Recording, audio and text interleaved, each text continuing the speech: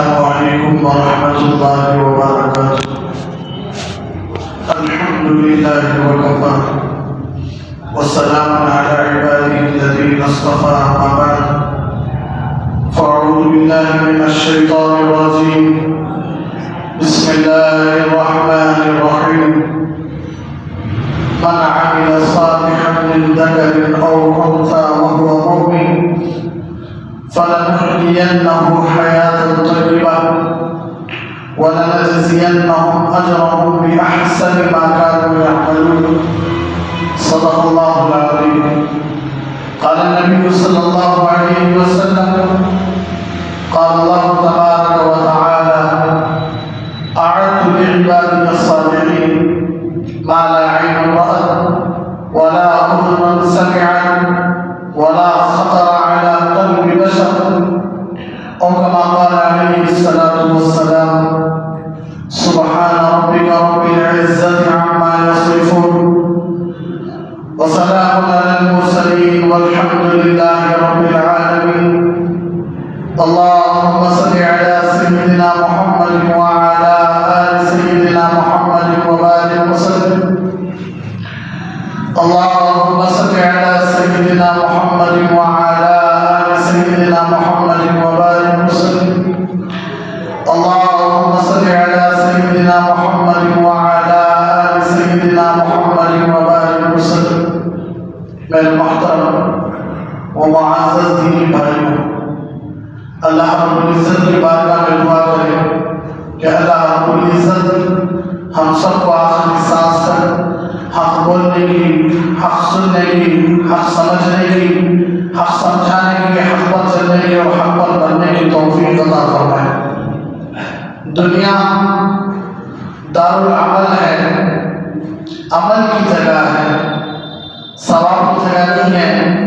بدلہ دینے کی جگہ نہیں ہے. دنیا میں اللہ تبارک و تعالیٰ انسان کو اسی لیے بنائے ہیں تاکہ وہ آخری سانس تک ایک اللہ کی عبادت کرے اور جناب محمد رسول اللہ صلی اللہ علیہ وسلم کی سنتوں پر عمل کرے. اس لیے جو ہم کلمہ پڑھتے ہیں لا الہ الا اللہ محمد رسول اللہ، تو اللہ تبارک و تعالیٰ لا الہ کو پہلے لائے، الا اللہ کو بعد میں لائے. حالانکہ کوئی بھی مسلمان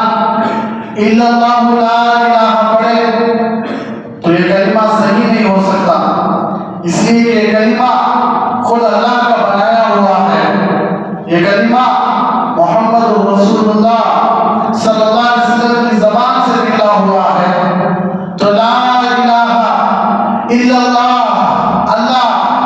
لا کی طرح تلوار کی طرح لا کر سارے چیزوں کو اللہ ختم کر رہے ہیں کہ لا عربی میں اس کا معنی آتا ہے نہیں، تو کلمہ ہے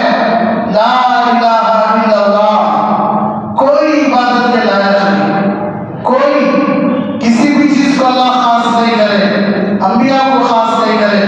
اولیاء اللہ کو خاص نہیں کرے، صحابہ کو خاص نہیں کرے، فرشتوں کو خاص نہیں کرے. اللہ نے صاف کہا لا الہ الا اللہ، الا اللہ بعد میں لائے. یہی کلمے کی دعوت پوری دنیا میں آدم علیہ السلام سے لے کر جناب محمد رسول اللہ صلی اللہ علیہ وسلم تک سب یہی دعوت دیتے رہے کہ لا الہ الا اللہ. سر جھکانا ہے، اللہ کے دربار میں جھکاؤ، ہاتھ اٹھانا ہے، اللہ کے سامنے اٹھاؤ، مدد مانگنا ہے، اللہ سے مانگو. نفع اور نقصان کا مالک اللہ ہے، عزت اور ذلت کا مالک اللہ ہے، خوشی اور غم دینے کا مالک اللہ ہے، موت اور زندگی دینے کا مالک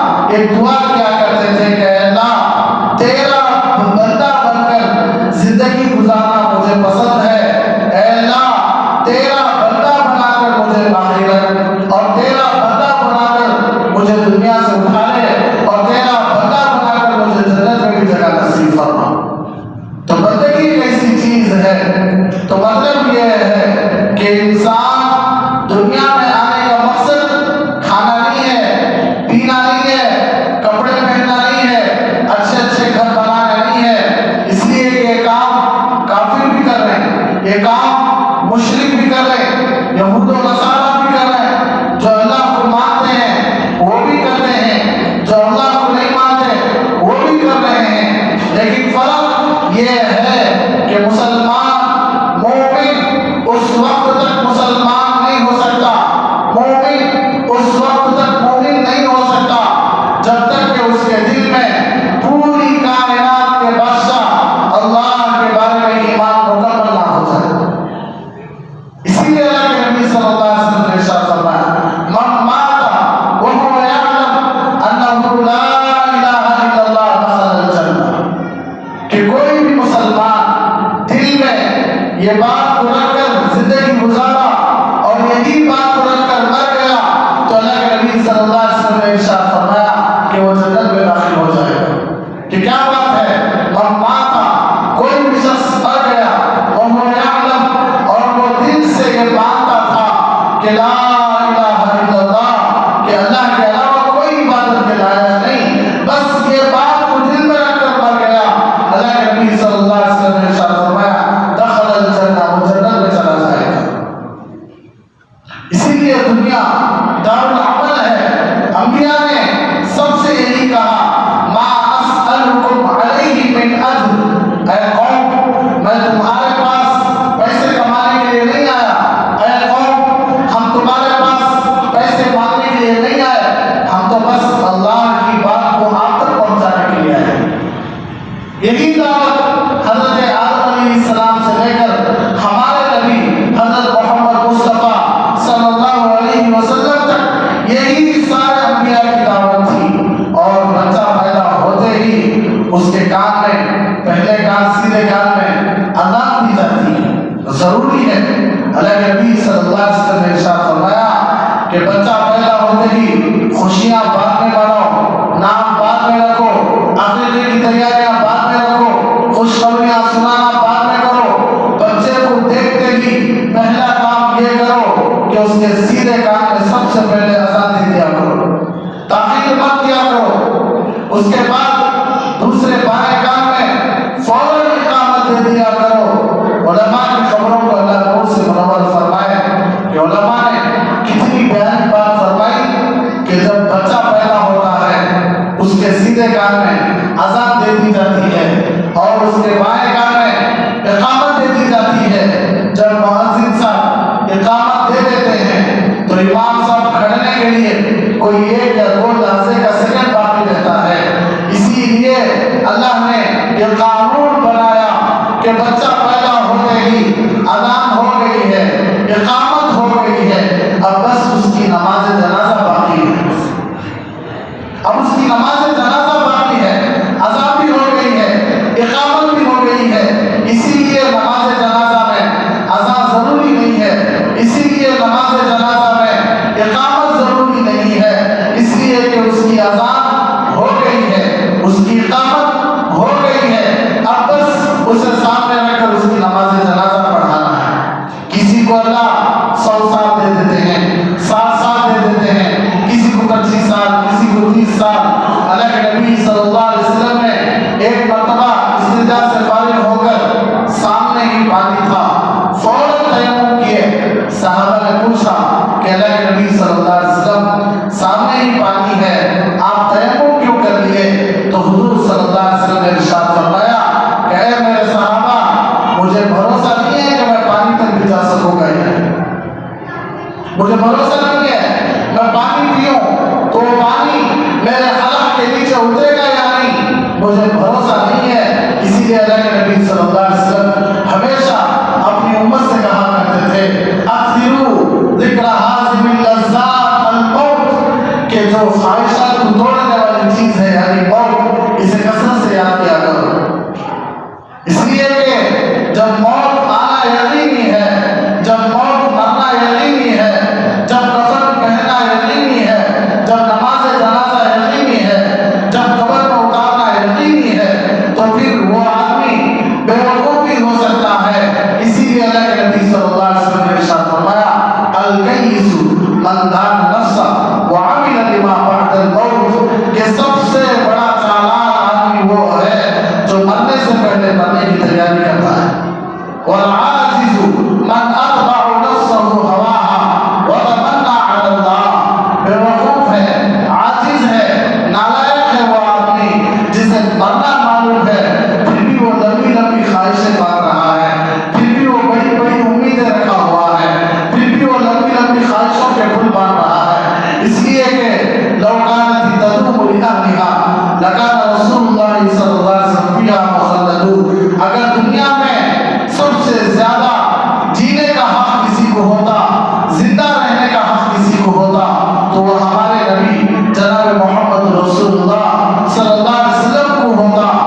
لیکن اللہ نے ان کے بارے میں بھی کہا انک میت وانہم میتون کہ حضور آپ کو بھی مرنا ہے اور آپ کو بھی مردوں میں سے ہونا ہے.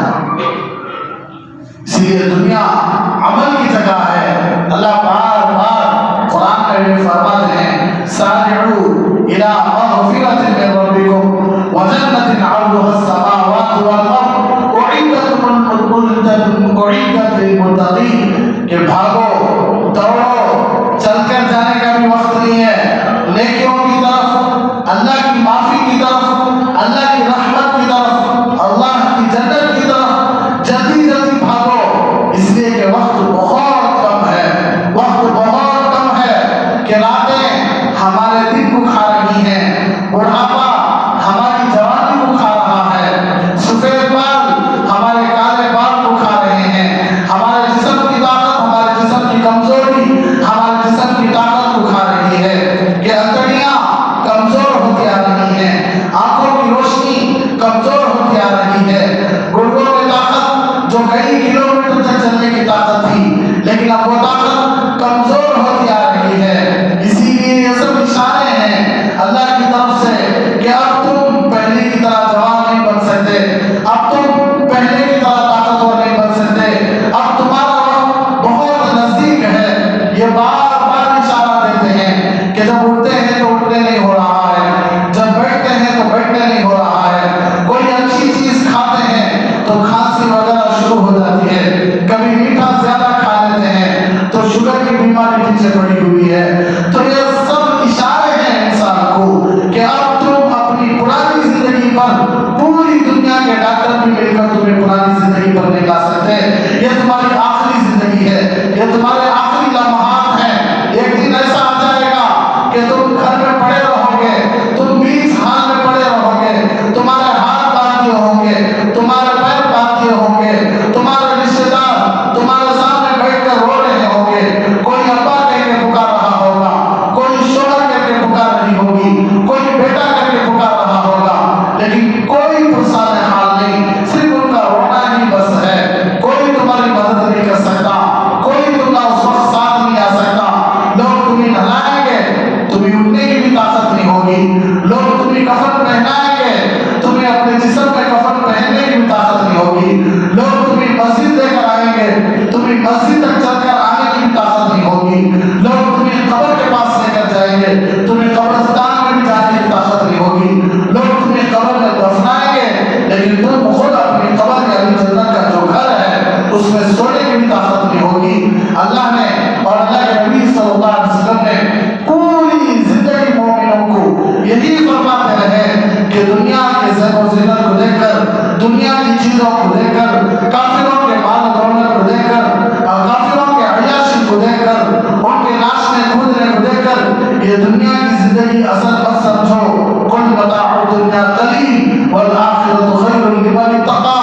بہت سارے لوگ ایسے بھی گزرے ہیں جن کے پاس خزانے ہوا کرتے تھے, جن کے پاس طاقتیں ہوا کرتی تھی, جن کے پاس بادشاہ ہوا کرتی تھی, لیکن جب موت نے آ کر پکڑا تو خدا کی قسم کا کوئی بھی بچانے والا نہیں تھا. اللہ یہی فرماتے ہیں لا یغرنک تقلب الذین کفروا فی البلاد متاع قلیل ثم مأواہم جہنم وبئس المہاد. ایک آدمی دن بھر مزے لے رہا ہے, تم اسے دیکھ کر دھوکے میں مت آ جانا. ایک آدمی اللہ کے گھر میں نہیں آ رہا ہے, تم اسے دیکھ کر دھوکے میں نہ آ جانا. ایک آدمی دنیا کی دولت میں ریل پیل میں ہے, تم اسے دیکھ کر دھوکے میں نہ آ جانا. متاع قلیل, تھوڑا سا سامان ہے, ثم مأواہم جہنم, پھر اللہ کی پکڑ آنے والی ہے, ایسی پکڑ آنے والی ہے کہ آدمی چیختا چیختا اس کی چیخیں ختم ہو جائے گی, روتا روتا اس کی آنکھوں کے آنسو ختم ہو کر اس کی آنکھوں میں سے خون نکلنے لگے گا, خون بھی ختم ہو کر اس کی آنکھ سے پیپ نکلنا شروع ہو جائے گا, پیپ بھی ختم ہو کر اس کی آنکھوں کے سامنے نالیاں پڑ جائیں گی, لیکن پھر بھی اللہ رب العزت کو رحم نہیں آئے گا. اسی لیے شروع میں نے ایک آیت پڑھ کر سنائی, من عمل صالحا من ذکر او انثى وهو مؤمن فلنحيينه حیاتا طیبہ ولنجزینهم اجرهم باحسن ما كانوا يعملون. کوئی بھی مسلمان مرد یا عورت اچھے کام کرتے ہیں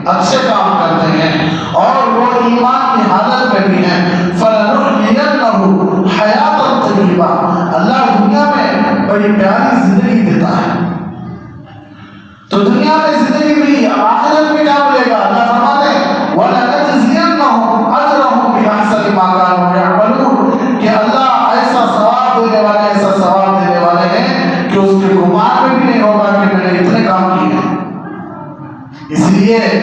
ہم پورا ہفتہ جمعہ سے لے کر آئندہ جمعہ تک کتنے سارے نیکی کے کام کر دیتے ہیں، لیکن ہم بھول جاتے ہیں۔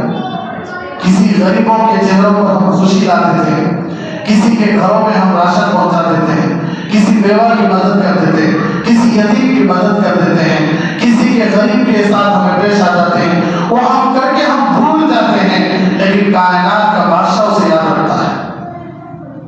اسی لیے اللہ کے نبی صلی اللہ علیہ وسلم اپنی امت کو یہی تعلیم دیتے رہے کہ عبادت کے ساتھ ساتھ اپنا معاملہ لوگوں کے ساتھ ٹھیک رکھا کرو۔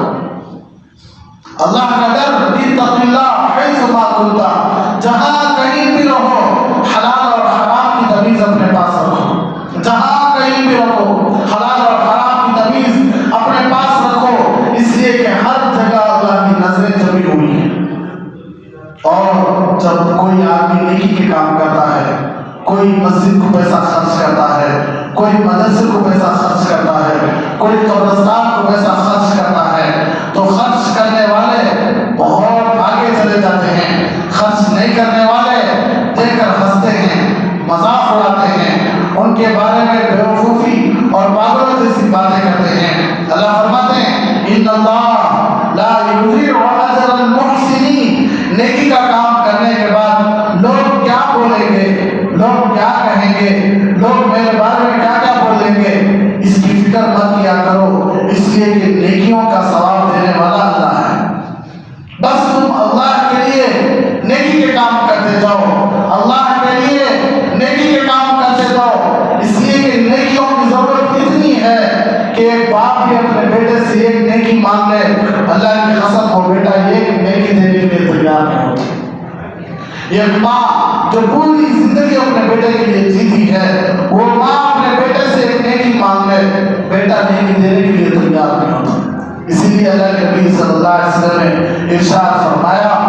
کہ 70 انبیاء علیہ السلام جتنی عبادت کریں گے، اتنی عبادت کا ثواب بھی اگر انسان کو دے دیا جائے جنت میں، وہ بھی کم پڑ جائے گا، وہ بھی کم پڑ جائے گا۔ پوری زندگی بھی اللہ کی عبادت کر کے آدمی مر گیا، جنت میں جائے گا، پھر بھی وہ افسوس کرے گا، پھر بھی وہ پچھتائے گا کہ کاش اور بھی نیکی کے کام کر لیتا تو کتنے اچھا ہوتا۔ اسی لیے حضرت صحابہ رضی اللہ عنہ، تابعین، تبع تابعین، بزرگان دین نیکی کے کام کرتے وقت کسی لوگوں کی پرواہ نہیں کرتے تھے، کسی باتوں کی پرواہ نہیں کرتے تھے۔ شیطان کی چالوں میں سے ایک چال یہ ہے، ارأیت الذی یکذب بالدین فذلک الذی یدع الیتیم ولا یحض علی طعام المسکین، کہ بہت سارے لوگ ایسے ہیں جو خود نیکی کا کام نہیں کرتے، دوسرا کوئی آدمی نیکی کا کام کرنے کے لیے آگے بڑھتا ہے اسے بڑھنے بھی نہیں دیتے۔ اللہ فرماتے ہیں ارأیت الذی یکذب بالدین، کیا آپ نے نہیں دیکھا اس آدمی کو جو موت کے بعد کا جو وقت آنے والا ہے، میدان حشر کا جو دن آنے والا ہے، قبر کا جو دن آنے والا ہے، اس کا مذاق اڑاتا ہے۔ کیسے مذاق اڑاتا ہے؟ نیکی کا کام نہیں کرتا۔ وَلَا يَحُضُّ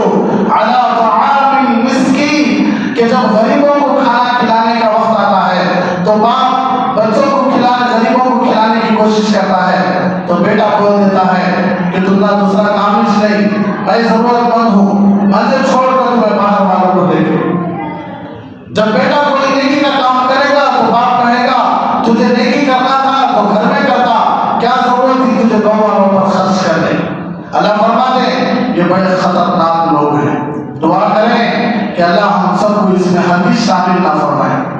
اس لیے کہ اللہ کو بڑا غصہ آتا ہے۔ اسی لیے اللہ کے نبی صلی اللہ علیہ وسلم نے فرمایا خذ من اموالہم، کہ اپنے مالوں میں سے چند مالوں کو نکالا کرو، صدقۃ تطہرھم وتزکیہم بہا، ان کو نیکی کی جگہوں پر خرچ کیا کرو۔ کیوں؟ جو آدمی نیکی کی جگہ پر خرچ کرتا ہے، پوری دنیا، پوری کائنات اللہ کے نبی صلی اللہ علیہ وسلم پر ضرور پڑتی ہے، اللہ کے نبی صلی اللہ علیہ وسلم پر سلام پڑتی ہے، لیکن اللہ تبارک و تعالیٰ ہمارے نبی کو خود کہتا ہے کہ جو آدمی اپنے مال میں سے پیسہ نکال کر غریبوں پر، نیک جگہوں پر خرچ کرتا ہے، اللہ تبارک و تعالیٰ خود ہمارے نبی سے فرمایا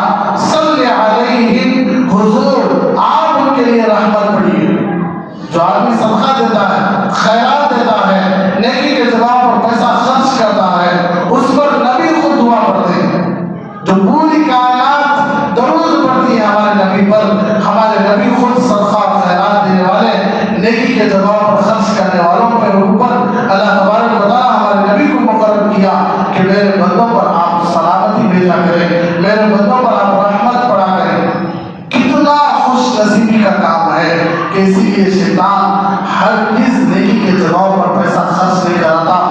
ٹی ویوں کے چینلوں پر جتنا چاہے خرچ کر سکتے ہیں، موبائلوں کے ریچارج پر جتنا چاہے خرچ کر سکتے ہیں، شادیوں میں جتنا چاہے خرچ کر سکتے ہیں، تھوڑی بھی وہاں شیطان افسوس نہیں کراتا، تھوڑا بھی بیزار نہیں دلاتا۔ لیکن کسی نیک جگہوں پر ہم 100 روپے بھی لگا دیتے ہیں تو شیطان غریبی لا کر سامنے کھڑا کر دیتا ہے۔ یہ شیطان کی فطرت ہے کہ نیکی کے جگہوں پر ہرگز خرچ کرنے نہیں دیتا۔ اسی لیے اللہ کے نبی صلی اللہ علیہ وسلم نے ارشاد فرمایا کہ ایک آدمی گنہگار ہے، بہت زیادہ گناہ کر رہا ہے، لیکن اس کے اندر ایک اچھی عادت ہے کہ وہ اپنے پیسوں کو بڑا خرچ کرتا ہے، غریبوں پر، یتیموں پر، مسجدوں پر، مدرسوں پر، قبرستانوں پر۔ گنہگار ہے لیکن اپنے پیسے بہت زیادہ نیکی پر خرچ کرتا ہے۔ شیطان کو ایسے آدمی سے بڑا ڈر لگتا ہے،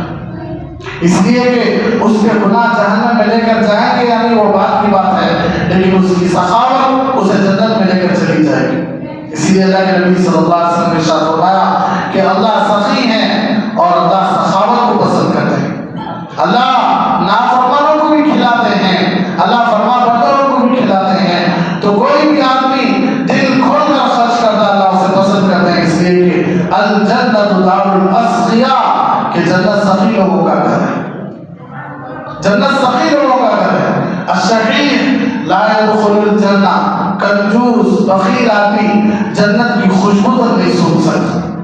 اس لیے شیطان کی پوری تمنا ہوتی ہے، پوری خواہش ہوتی ہے کہ ہم کئی مرتبہ دیتے بھی ہیں، سنتے بھی ہیں، کوئی بھی آدمی نئے کام کرنے کے لیے آگے بڑھ رہا ہو تو بہت سارے لوگ پیچھے سے جا کر اسے انگلی کر دیتے ہیں اور اسے کچھ نہ کچھ بول دیتے ہیں۔ وہ اتنا بڑا نیکی کا کام کرنے سے محروم ہو جاتا ہے صرف انسانوں کی باتیں سن کر۔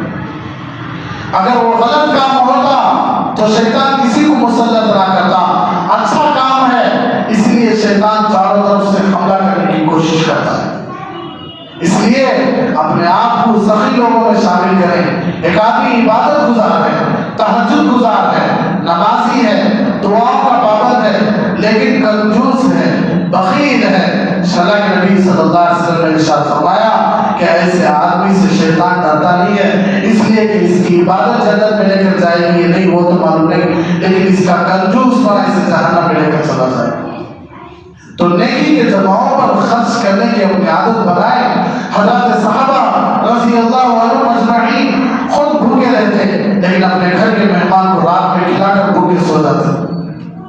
یہ سخاوت اس لیے میں کئی مرتبہ آپ سے کہہ چکا ہوں کہ عرب جو اتنا زیادہ مشہور ہے، دولت میں اتنی زیادہ مشہور ہے کہ موسم میں کھجور لگتے ہیں، لیکن اللہ تبارک و تعالیٰ سال بھر اتنے حاجیوں کو، اتنے عاملین کو اتنا کھجور دینا اور اتنا زمزم دینا، اور پورے کعبۃ اللہ میں ایک ہنڈی نظر نہیں آتی، پورے مدینہ المنورہ میں ایک ہنڈی نظر نہیں آتی جہاں لوگوں کو، جہاں مسجد کے لیے چندہ کیا جائے، مدرسوں کے لیے چندہ کیا جائے۔ اللہ نے اتنی دولت عرب کو دی ہے، اللہ نے اتنی دولت عرب کو دی ہے کہ جتنی بھی چیزیں مسجد کے لیے استعمال ہوتی ہیں یا مدرسوں کے لیے استعمال ہوتی ہیں یا مسجد حرام یا مسجد نبوی کے لیے استعمال ہوتی ہیں، اللہ کی قسم اتنی قیمتی چیزیں پوری دنیا میں کہیں استعمال نہیں ہوتی۔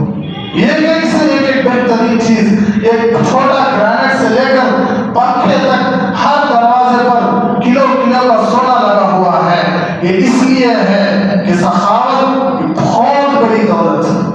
کہ جب آدمی دل سے سخی ہوتا ہے، جب آدمی دینے والا ہاتھ بنا لیتا ہے، اللہ تبارک و تعالیٰ پوری زندگی اللہ اسے ایسا نہیں بناتا۔ آج بھی عرب ان کے جو دعوتیں ہوتی ہیں، ان کے جو گھر ہیں، ہر گھر میں یہ سی موجود ہے، ہر گھر میں کار موجود ہے، اس لیے کہ ان کے جو باپ دادا گزرے ہیں، حضرت صحابہ رضی اللہ عنہم، ان کے جو نبی گزرے ہیں، حضرت جناب محمد رسول اللہ صلی اللہ علیہ وسلم، اس زمانے کی سخاوت کا اثر آج بھی عرب میں موجود ہے اور انشاءاللہ قیامت تک رہے گا۔ اسی لیے اللہ کے نبی صلی اللہ علیہ وسلم نے ارشاد فرمایا کہ برائی عرب میں تو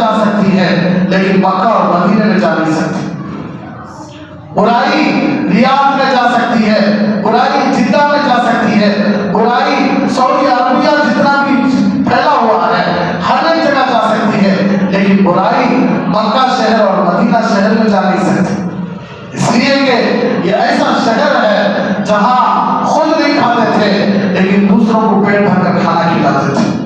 عرب کی سخاوت بڑی مشہور تھی کہ دشمن بھی دسترخوان پہ آ جاتا تو دشمنی کو چھوڑ کر اسے پیٹ بھر کر کھانا کھلا کر باہر بھیجا کرتی۔ اگر رات میں کوئی مہمان گاؤں کے باہر ہوتا تو پورے گاؤں والے رات میں اپنی طاقت کے برابر پیسہ جمع کر اس مہمان کو جا کر رات بھر کے گزارے کا سامان دے کر آتے تھے۔ اس سخاوت کا اثر آج بھی الحمدللہ عرب میں ہے۔ اللہ تبارک و تعالیٰ انسانوں کے پیسوں کا محتاج نہیں، اللہ تبارک و تعالیٰ بندوں کے پیسوں کا محتاج نہیں، ورنہ لوگ کہیں گے کہ جس طرح غیر عبادتوں کی جگہ پیسے لیا جا رہا ہے اسی طرح مسجدوں میں بھی پیسے لیا جاتا ہے، یہ بات آ جائے گی۔ اس لیے اللہ تبارک و تعالیٰ مسجدوں کے لیے صدقے کا پیسہ جائز نہیں رکھا تاکہ معلوم ہو جائے کہ تمہارا اللہ پیسوں کا محتاج نہیں، بلکہ تمہارا اللہ یہ دیکھنا چاہتا ہے کہ تم نیکی کے جواب پر کتنا خرچ کرو گے۔ تو اس سارے مضمون کو بولنے کا مقصد یہی ہے کہ ہمارے گھر کا بن جانا یہ ہمارے جسم کے بننے کی طرح ہے کہ ہم اچھے ہیں، ہمارا گھر اچھا نہیں ہے تو ہمیں اس گھر میں سکون نہیں ملے گا۔ صرف تھوڑی دیوار لٹکی ہوئی ہو، تھوڑی دیوار سے پائپ نکلا ہوا ہو، بتی برابر نہیں آ رہی ہو، فوراً جا کر الیکٹرک والوں کو منت سماجت کر کے لا کے گھر بنا لیتے، ٹھیک کر لیتے، حالانکہ وہ گھر اسی طرح باقی رہنے والا نہیں ہے، بدلنے والا ہے، بچوں سے بدل کر آخر میں گرنے والا ہے، کسی کی ملکیت میں آنے والا نہیں۔ اسی طرح ہر مسلمان جس طرح اپنے گھر کی فکر کرتا ہے اسی طرح اپنے محلے کی فکر کرے۔ میں بار بار کہتا ہوں کہ کسی کی باتوں کی پرواہ نہ کریں، کام کرتے جائیں، اللہ کے لیے کرتے جائیں، اس لیے کہ دینے والے اللہ ہیں، کوئی انسان نہیں ہے، اس لیے دینے والے اللہ ہیں۔ تو جس طرح ہم اپنے گھر کی فکر کرتے ہیں، اپنے محلے کی، اپنے گاؤں کی فکر کریں، اپنے گاؤں کی مسجد کی فکر کریں۔ کئی سفریں اللہ کراتا ہے، ہم دیکھتے ہیں کہ جتنے بھی مذہب کے لوگ الگ الگ ہیں وہ اپنے روڈوں کو کتنی اچھی طرح درست رکھ لیے ہیں، اپنے محلوں میں کتنا اچھا سجا لیے ہیں، اپنے گھروں کو کتنا اچھا سجا لیے ہیں۔ کئی مرتبہ مسلمان علاقوں سے، مسلمان کے گاؤں سے گزرنے کا موقع ملتا ہے تو نہ روڈ برابر ہیں نہ چیزیں برابر ہیں، اس لیے کہ مسلمان میں آج تک اتحاد نہیں آیا۔ کوئی ایک آدمی کرنا چاہتا ہے دوسرا اسے کرنے ہی نہیں دیتا، کوئی ایک آدمی لوگوں کے لیے کچھ کرنا چاہتا ہے لیکن اسے کرنے نہیں دیتے۔ یہ ہمارے مسلمانوں کی فطرت بنتی جا رہی ہے، اللہ ہم سب کی حفاظت فرمائے۔ اس لیے جب گاؤں کی بات آتی ہے تو آپ دیکھے رہیں گے کہ جتنے بھی کفار و مشرکین ہیں سب ایک ساتھ جمع ہوتے ہیں، اپنے گاؤں کی، اپنے محلے کی، اپنے گھر کی جس طرح فکر کرتے ہیں اس طرح اپنے گاؤں کی بھی فکر کرتے ہیں۔ یہ بھی سنت ہے کہ اپنے گاؤں کی فکر کرنا، اپنے وطن سے محبت رکھنا، اپنے گلیوں سے محبت رکھنا، اپنے رہنے والے ہر مسلمان یہاں تک کہ غیر مسلم کی بھی مدد کرنا، یہ سنت ہے۔ جتنے بھی نبی کے عاشق ہیں وہ بس یہی بات اپنے اندر رکھا کریں اور اسی بات کو رکھ کر بڑوں کے مشورے سے آگے بڑھتے رہیں کہ کس طرح گلی آگے بڑھنا ہے، کس طرح گاؤں آگے بڑھنا ہے، کس طرح ہمارا گاؤں آگے بڑھنا ہے، کس طرح ہمارے گاؤں کا نام پوری جگہ مشہور ہونا ہے۔ یہی تمنا، یہی فکر رہے گی تو جس طرح مدینہ صرف کھجور کے پتوں کی ایک ڈھالیوں کی ایک مسجد تھی لیکن آج اللہ پوری دنیا کا مرکز بنایا۔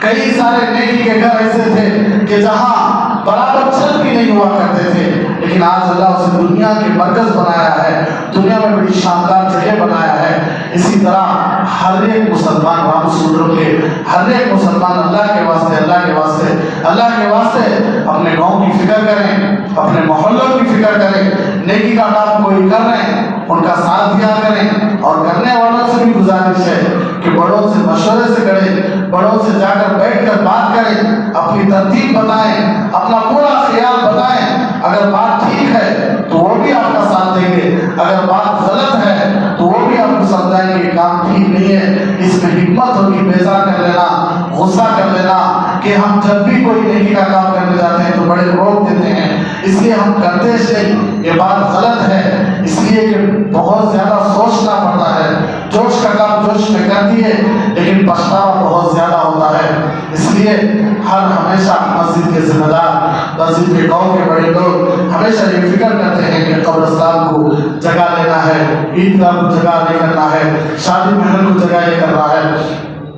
میں یہی کہتا ہوں کہ اللہ بس دلوں کو دیکھتا ہے کہ کون کس نیت سے کر رہا ہے، کون کس گمان سے کر رہا ہے، کون کیا چاہتا ہے، بس اللہ یہ دیکھنا چاہتا ہے۔ بس ہم اپنی سب نیتوں کو درست رکھیں اور قبرستان کے لیے تقریباً بہت بڑی زمین لے کر ہیں، اس زمین کا پیسہ بھی ادا کرنا ہے۔ اس لیے اس سے پہلے بھی لاک ڈاؤن سے پہلے بھی تقریباً کئی سارے لوگ الحمدللہ مسجد میں کھڑے ہو کر کئی سارے لوگ نام بھی لکھائے تھے کہ قبرستان کو ہم اتنا دیں گے۔ ایک آدمی تو نماز کے ختم ہوتے فوراً 10,000 روپے ہاتھ میں رکھ کر چلے گئے کہ میرا نام بھی ہرگز نہ بتائیں۔ ایسا بہت سارے اللہ کے نئے بندے لاک ڈاؤن سے پہلے نام لکھائے تھے کہ قبرستان کے پیسوں کو پیسے ادا کرنا تھا۔ اس لیے ہم نہیں آ سکے لاک ڈاؤن کی وجہ سے۔ اب ہماری تمنا ہے کہ انشاءاللہ نماز کے بعد یا متولی صاحب کی دکان کے پاس یا نہیں تو آپ کے گھروں کے پاس ہم آئیں گے، آپ جتنا چاہیں دل کھول کر قبرستان کے لیے دینے کی کوشش کریں، سب دیں گے بھی انشاءاللہ۔ بڑا سنگم ہے یہ علم اور انوار نبوت کا، یہاں سے فیض ملتا ہے شریعت کا، طریقت کا دکان عشق ہے یہ، ملتی ہے یا عشق کی پڑیا۔